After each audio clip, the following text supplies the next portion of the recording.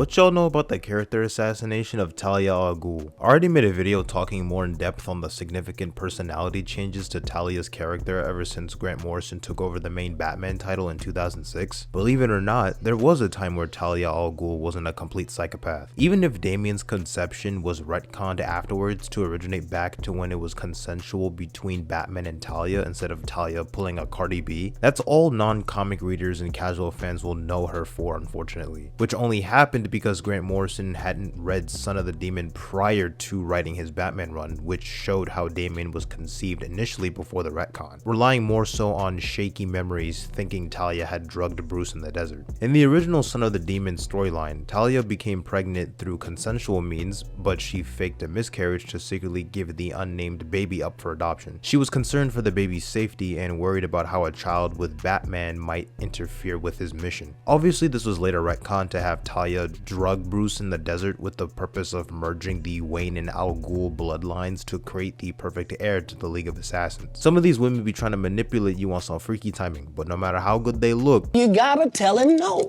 You got to tell him no. Ever since Damian's proper introduction into main continuity and Talia leaving him with Batman to deal with, she has done some pretty despicable things to Batman and the rest of the family, demonstrated in the New 52 where Talia served as the leader of Leviathan in her efforts to dismantle Batman Incorporated. People like to give Damian crap for having everything handed to him and living a privileged life, complete with training in all necessary areas of combat, education, and anything else needed to succeed. However, it's important to emphasize the lack of proper love and emotional support Damian received during his upbringing. There was very little allowance for Damian to live the way a normal child should. Having a mother who runs a criminal empire doesn't leave a lot of time for bonding. I was being groomed to lead humanity. How do you hope to lead humanity when you've never been a part of it? From what I heard, your childhood wasn't a lot of fun either. But I also had people around me to help. As far as I can tell, all you've had are trainers. There's a difference, Damian. You know this woman was cuckoo for Cocoa Puffs when she attempted to create the perfect assassin by having Damian grow in an artificial womb for 9 months, then hiring nursemaids for breastfeeding purposes. Talia would make it her personal mission to ensure Damian would master various aspects of art as well as any skills in science fields or combat. For the longest time, Damian wanted to meet his father Batman, but Talia wouldn't allow it until he showed competence by beating her in a sparring match on his birthday. For several years on his birthday, Damian would repeatedly challenge his mother to a duel, only to fail each time. Geez, talk about being the worst mom ever. At some point, he would defeat her in a duel, but only reason Talia left him with Batman was because he was growing even beyond her control, and she wanted Batman's guiding hand in aiding Damian to become the perfect heir to the League of Assassins. Some of the worst things Talia's done in continuity stem from Grant Morrison's Batman run. You remember in the Son of Batman animated movie where Deathstroke had led the League of Assassins and kidnapped Dr. Kirk Langstrom and his family to create a werebat serum to create an army of man-bats? That was more or less Talia's role in the comics, where she threatened to have Kirk Langstrom's wife blind and crippled if he didn't do what she asked of him. Over time, Damian became more involved in Bat Family events, officially taking on the role of Robin alongside Dick Grayson as Batman, which occurred after Batman was struck by Darkseid's Omega effect and presumed dead, though he had actually been sent back in time. Talia became increasingly worried about Batman's influence on Damian and the potential for him to lose sight of her plans to shape him into the next ruler of the world, leading the League of Assassins. Damian had sustained an injury to where he needed a spinal replacement after getting shot 5 times and was paralyzed from the waist down during a fight with a cartel enforcer. So like what any normal mother would do,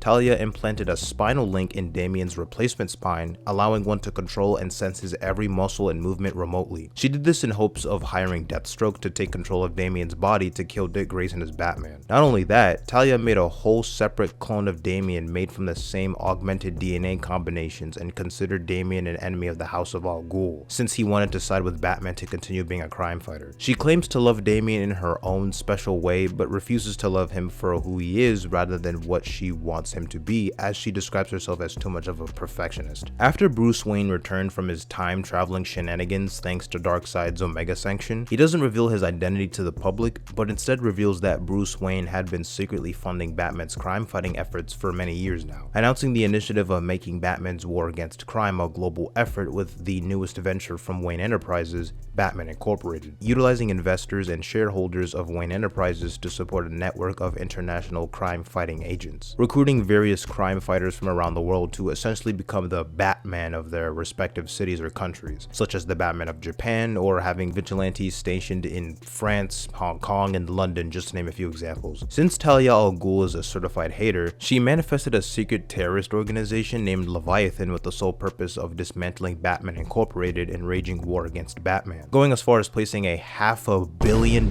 bounty on Damian's head, with some of the world's deadliest assassins at her disposal. You may be wondering, why would Talia go to such great lengths just to give Batman a hard time? To be quite frank, she was just a bitter ex-girlfriend who got pissed after Batman rejected her offer in leading the League of Assassins with her. According to her, Talia offered Batman peace by giving him the chance to rule the world as a quote-unquote family, but by rejecting said offer, Batman chose war and he and Gotham City have to pay the price. That's why I say you gotta be careful with some of these women. Who knows what kind of shenanigans they'll pull if you say no to them. Oh, you're awake. And your gum should be here by the end of the week. Where's my dick at? Where? Talia had successfully incapacitated or killed at least a couple of members of Batman Incorporated and crafted a plan to have Batman captured so that he wouldn't prevent the worst thing she's about to let happen thus far. I'm sure y'all are familiar with the Heretic, Damian's artificially aged twin clone that was designed to kill. Probably recognize him from the Batman Bad Blood animated movie. You rag on me for stealing your look.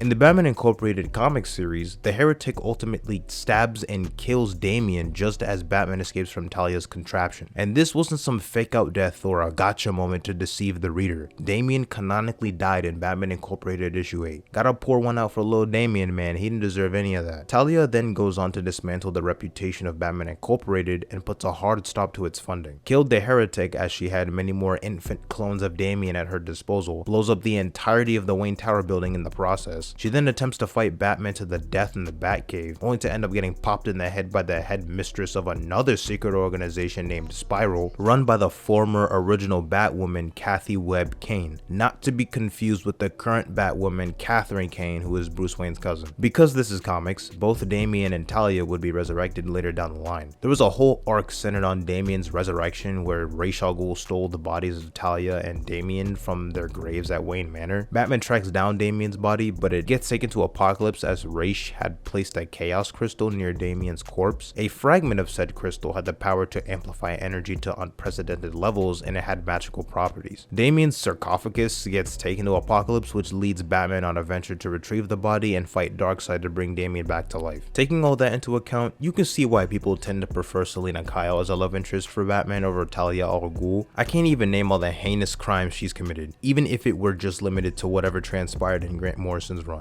Child endangerment, her actions led to the death of her own child, and the Leviathan organization brainwashed children in Gotham for their cause. Domestic and international terrorism, try to cripple Gotham City and trigger a metabomb chain reaction around the globe. Bioterrorism, drug trafficking, kidnapping, torture. At this point, just lock her up and throw away the key. It seems more so nowadays the character is a lot more tame and hasn't really taken any interest in trying to destroy Gotham or tarnish Batman's legacy. Sort of went through a redemption arc after all that's happened. Even though she's been more reminiscent of her pre-Morrison counterpart as of late, I'd imagine it'd be jarring to pretend like all the BS she pulled in the Batman Incorporated books never happened, or acting as if it's something to move on from, as that's still canon in current DC continuity. Raging a war against your baby daddy and putting a $500 million bounty on your own son?